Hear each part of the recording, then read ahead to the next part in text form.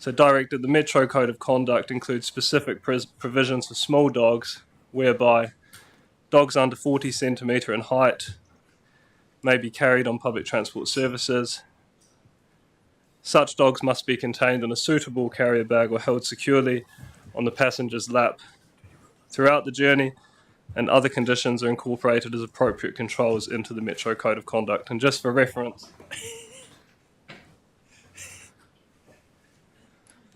where my finger is 40 centimetres.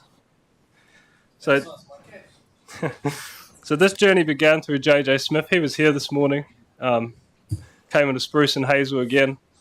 He came in 23, and then there was a notice of motion put forward by myself in 23 to set this pets and buses, or dogs and buses initially, ball rolling.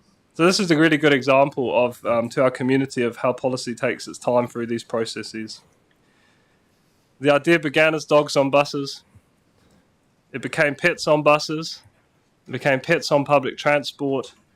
It became pets and carriers on public transport, off-peak hours, one per passenger. And look, I acknowledge the approach of the officers and the professional advice that we're getting. We should go cautiously when we go into big policy shifts, and allowing animals onto our buses is quite a big policy shift.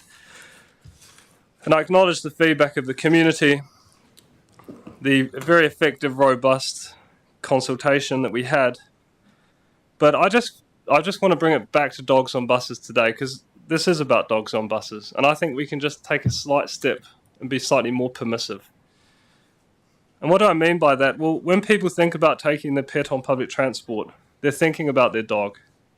Dogs are different from other pets. People walk their dogs. They take them to the park, to the vet, to visit friends.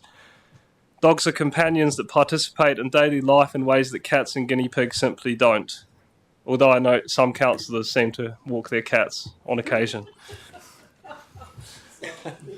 So I acknowledge the work again. 800 submissions through this process, stakeholder reference groups, operator meetings, research into other councils' experiences. This is exactly the kind of thorough evidence-based approach our community expects. The consultation showed 60% support for passengers travelling with pets.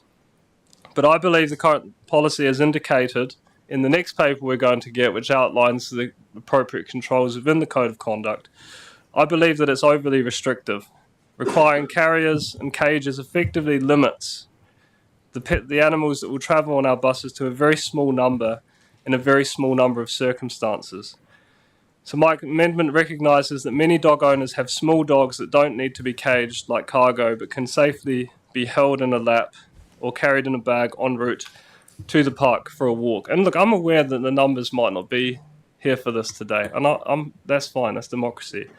But at the end of the day, at least in 12 months, when we review how this year has gone, if this amendment doesn't carry, I've put the marker down today, and JJ Smith put the marker down in 2023. So, yeah, I'll leave it at that. Thank you. Cool, thanks, Joe.